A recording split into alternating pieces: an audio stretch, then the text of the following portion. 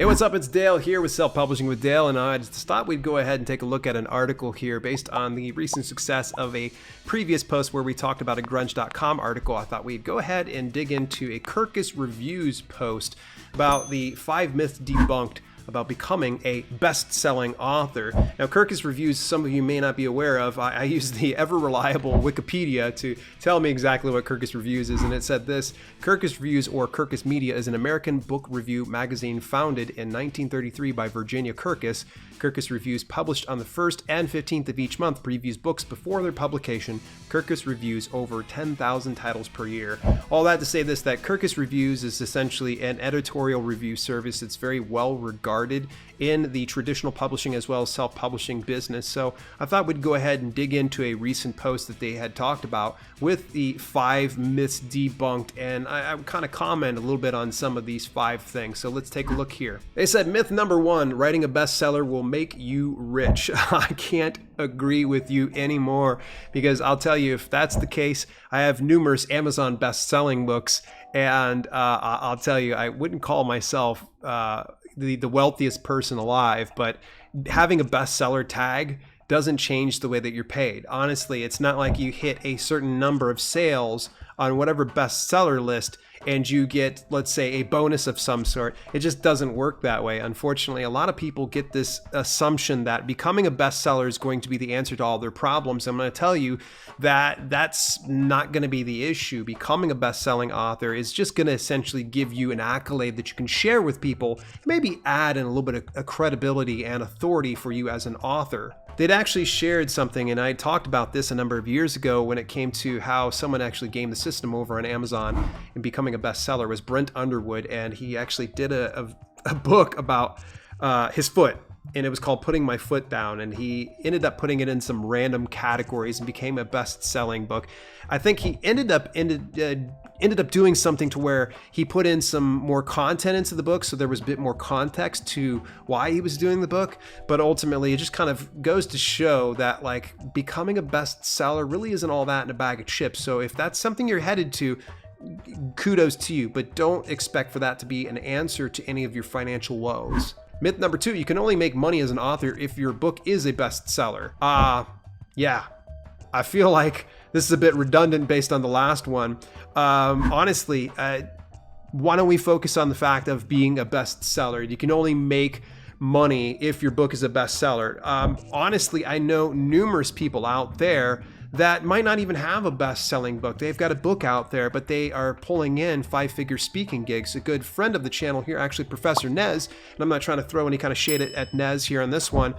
He's got a couple of books on the market. I wasn't even aware of it. And the funny thing is that he has that to kind of build his credibility and authority, and gets it to where he can hand out copies of his books to people to really, lay into that. But he's able to land 5-figure speaking gigs. And he didn't really have to have an uber successful book on Amazon or elsewhere.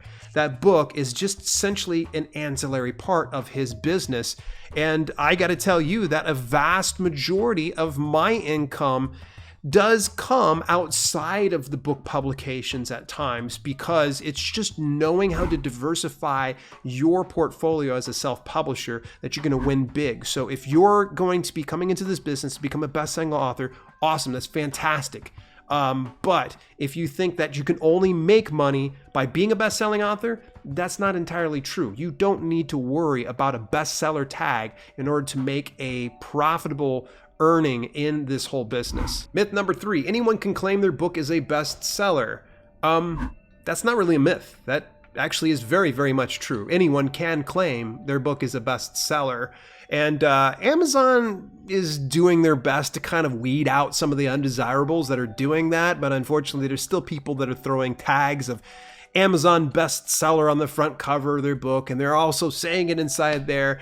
I would just recommend, instead of taking up valuable real estate on your book cover or inside your book description, that you spend a little bit more time and knowing that there's the audience and the customer that you're going to want to get to buy your book. Because flexing your Amazon bestseller status isn't going to get you very far. So anyone can claim their book is a bestseller. Absolutely. So this is one I'm going to have to kind of push back a little bit more on it. In fact, actually, what they ended up saying is a very short paragraph. They said, with Amazon being such an enormous presence in the book industry, many authors think that they can get away with claiming they are a best-selling author. However, due to the number of false claims, Amazon's now carefully vetting any bestseller labels to ensure that the books do indeed qualify for the term. There are a lot of publications that are going onto the Amazon marketplace, and they can't vet and weed out all the undesirables. It's the way it is. So again, I don't agree with this myth. I think that actually a lot of people can claim they're bestsellers these days. Myth number 4, if you hire the right firm, they can get you a spot on the list. They can. This is another one. Honestly, is it a myth? No, actually, this happens quite a bit. Some people will go out and hire specific services. And actually, I had a couple of different service providers get a hold of me about a few months ago that were the type of people that pretty much prey on authors and their ignorance when it comes to this type of thing. And what they'll do is they'll promise you that you're going to get an Amazon best-selling tag, or that you will get a Wall Street Journal bestseller tag, or that you'll get a USA Today bestseller tag. And they have certain ways that they do that. So for instance, they do something essentially that's like book laundering. And in that book laundering is where you're going to have a ton of issues, that you're going to have a lot of problems. These companies that for a hefty fee will purchase thousands of copies of your book, also at your expense, in a way that looks like the books are being purchased in small numbers, which evades bulk purchase safeguards. So if you were to, say, for instance, try to purchase 1,000 or 2,000 books through your local store, then chances are very likely it's going to notice that and go, oh, you're not going to go on the Wall Street Journal bestseller list because that's the entire bulk purchase. So what these companies will do is they'll go and order from different bookstores, or if they're on Amazon, they'll order from different accounts. That way it counts towards your bestseller status. So is this a myth? If you hire the right firm, they can get you on a spot on the list? Oh, no, it's not a myth. There are some services out there that do that. They're very unethical, and I do not agree with the practice of doing that. I even talked about it in a video where Mark Dawson more recently had purchased his way over onto the Sunday Times list, and he wasn't doing it for nefarious reasons, but nonetheless, this just kind of shows you that people can game the system and get their ways onto bestseller lists. Myth number 5, it's worth your time and energy to do all you can to become a bestseller. Yeah, that's a myth. Putting all your energy, time, and attention into becoming a best-selling author, you shouldn't be sweating that. And this is where I agree with them. Stop obsessively checking your sales rank. Don't worry about what your sales rank is over on Amazon. That's not going to sell more books. What's going to sell more books is promoting that book and getting it going and such. And they said, invest your energy into long-term marketing and promotional strategies such as advertising, social media marketing, newsletters, and public appearances. I agree. That makes a lot of sense. Get out there and really market and promote your book, so that way you can increase that and can get into a bestseller list as an indirect reason for you doing that.